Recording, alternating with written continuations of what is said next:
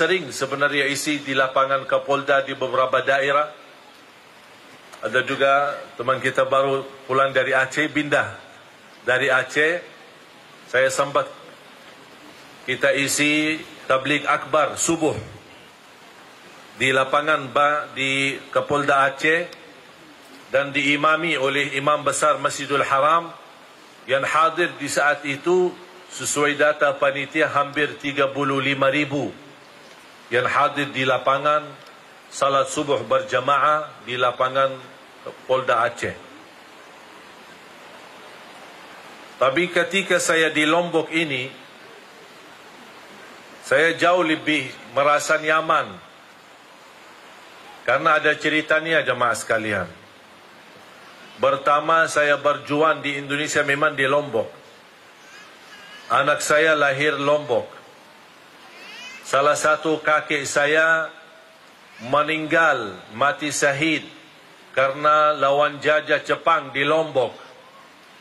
Bahkan salah satu kakek, ayah dari ibu saya sendiri, termasuk dia juga kelahiran di Indonesia, di Bumi Ayu, dan juga adiknya juga kelahiran Lombok. Jadi hubungan saya dengan Lombok, bahkan saya bercita-cita, ya Allah, walaupun saya memilih dan memohon meninggal di Madinah, tapi kalau ya Allah, kalau saya ditetapkan meninggal di Indonesia, mohon saya mau dimakamkan di Lombok.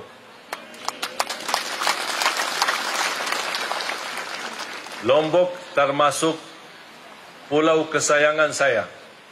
Makanya saya tadi sampaikan ke Pak Kanwil, menjadi insyaAllah rencana kami bersama Pak Kapolda, Pak Brimob, untuk kita ke depan insyaAllah memimpin dan membina anak-anak Lombok ini menjadi calon hafiz-hafizah untuk acara Hafiz Indonesia di RCTI.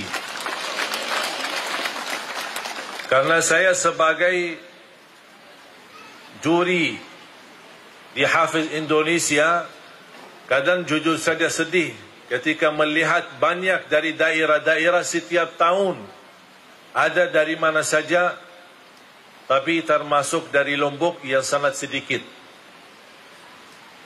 Walaupun Alhamdulillah tahun 2014 pernah dari Bima yang bernama Fuadi dapat juara 3. Tapi cita-cita saya insyaAllah mulai tahun baru Hijriyah, kita insyaAllah bersama Pak Kapolda, Pak Brimob dan Pak Kanwil, kita insyaAllah bina anak-anak kita supaya di acara Hafiz Indonesia di bulan Ramadan yang akan datang, bukan satu saja yang masuk di acara Hafiz Indonesia dari Lombok, tapi saya ingin puluhan yang masuk. Bahkan cita-cita saya ada juara 1 juga dari Lombok. Oleh karena itu, mari kita sama-sama bukakan kesempatan, makmurkan masjid. Polisi bukan hanya mendorong orang lain ke masjid, tapi dia duluan ke depan di masjid. Apalagi kalau anggota polisi berkenan membuka majlis mengaji bersama anak-anak di masjid ketika kita salat. Tidak usah lama-lama, hanya Al-Fatihah saja, Alhamdulillah, bagus. Seorang ulama menyampaikan 70 tahun, hanya tugasnya menajarkan suratul Fatihah kepada anak-anak. Berapa lama? 70 tahun. Oleh karena itu, ini kesempatan kita beramal salih. Anggota polisi menjadi contoh baik. Bukan karena menunggu dihargai, menunggu dipuji oleh manusia. Tak usah berduli apa kata mereka. Tapi anda berduli kepada dirimu sendiri. Bagaimana hati ini menjadi tulus, ikhlas karena Allah.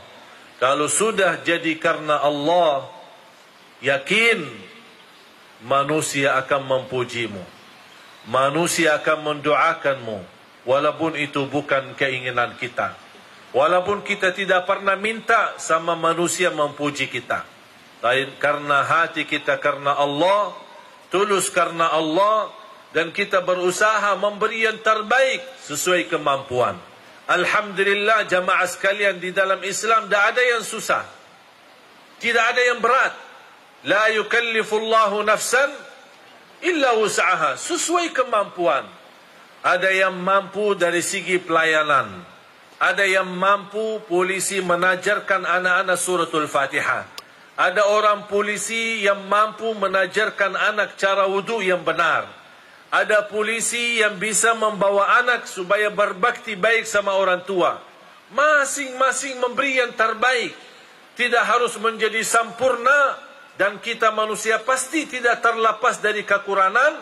Tapi kalau kita selalu bersamaan, ulama, polisi, pejabat, dan masyarakat, kita bersatu, saya yakin insya-Allah NTB ke depan akan menjadi provinsi yang terbaik, damai dan makmur karena Allah Subhanahu wa taala.